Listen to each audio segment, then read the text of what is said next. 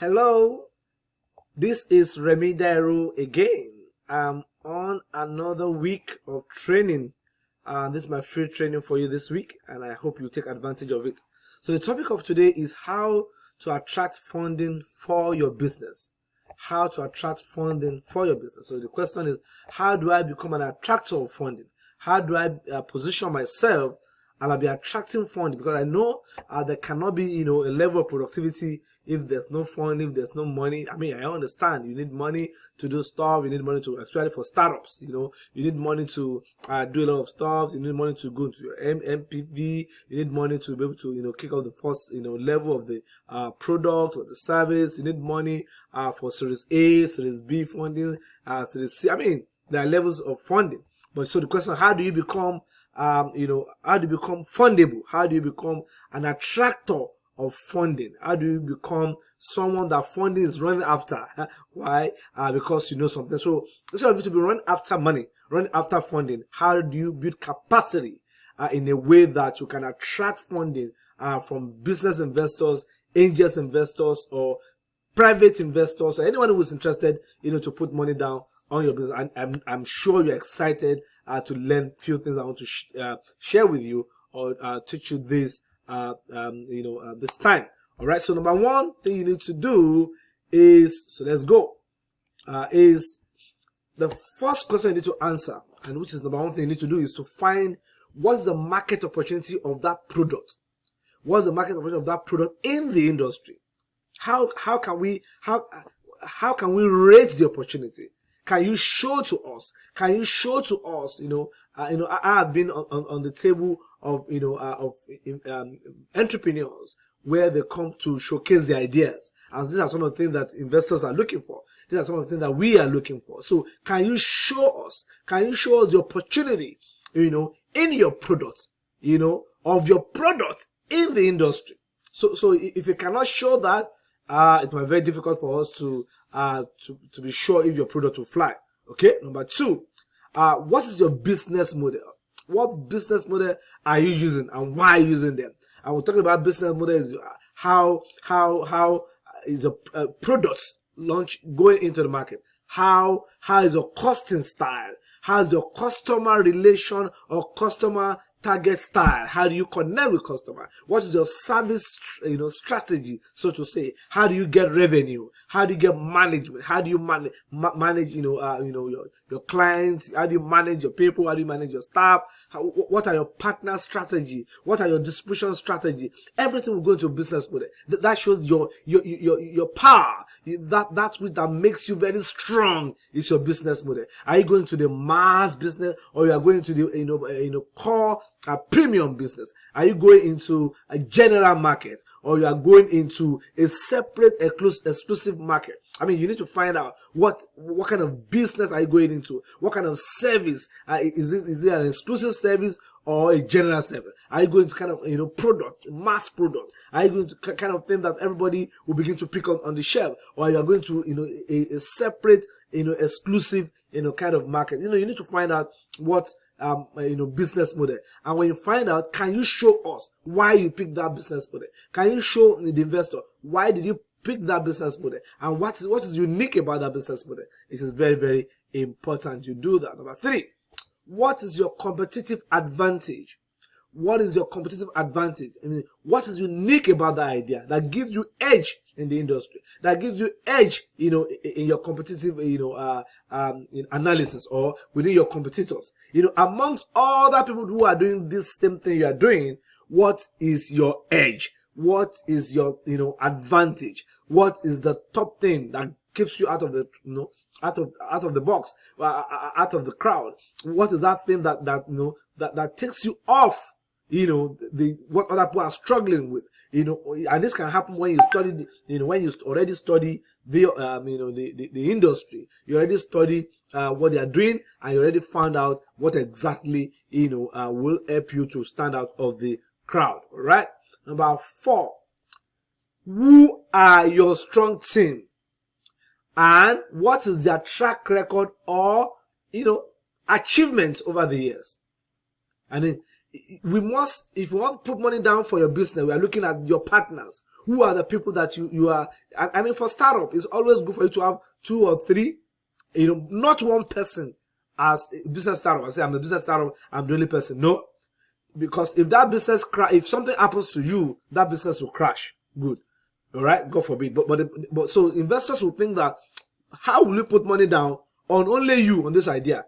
And the thing is, if you put S together, you achieve more. So what skill is your partner putting on board? What knowledge, what learning, what ability, what growth, what training, what experience do they have for you to bring them on board? Don't bring somebody on board because he's your friend.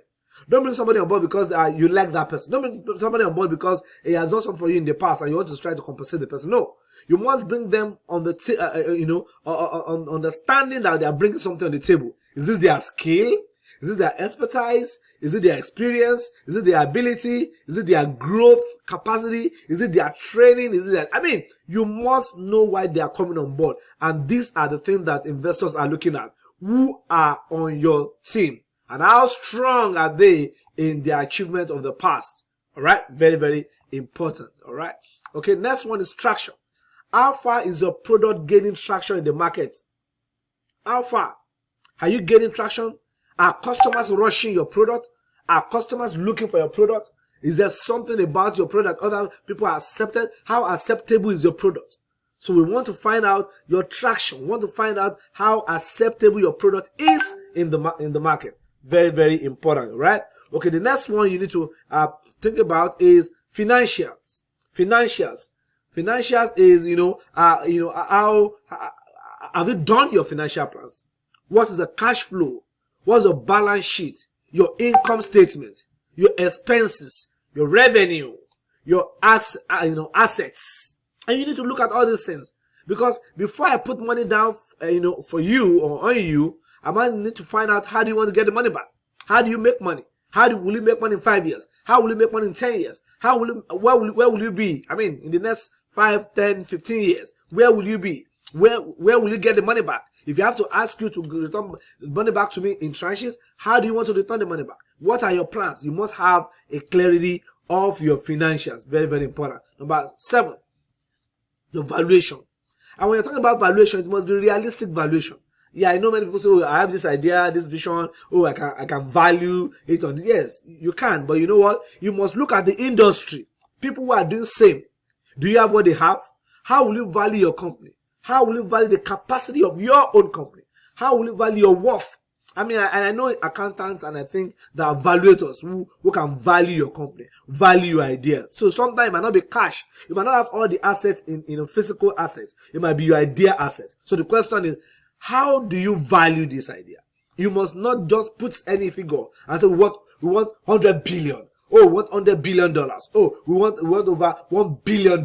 No. The question is, how realistic are you doing this valuation? And because investors who have been on this business have been here for so long, they understand valuation. They can revalue your company. They can check it and check all the figures. Don't just drop data. Don't just drop numbers. Try to be as realistic as possible in your valuation. They need to say that. Number 8, which is the final one. What is your clear exit strategy? What is your clear exit strategy? Where are you going to? Where do you want to take this company to? Or who will buy you off? Who will buy you? Okay, so I'm producing this product so I can be bought by Amazon. Why not? In 10 years time, in 5 years time, so we can be bought by Microsoft. Why not?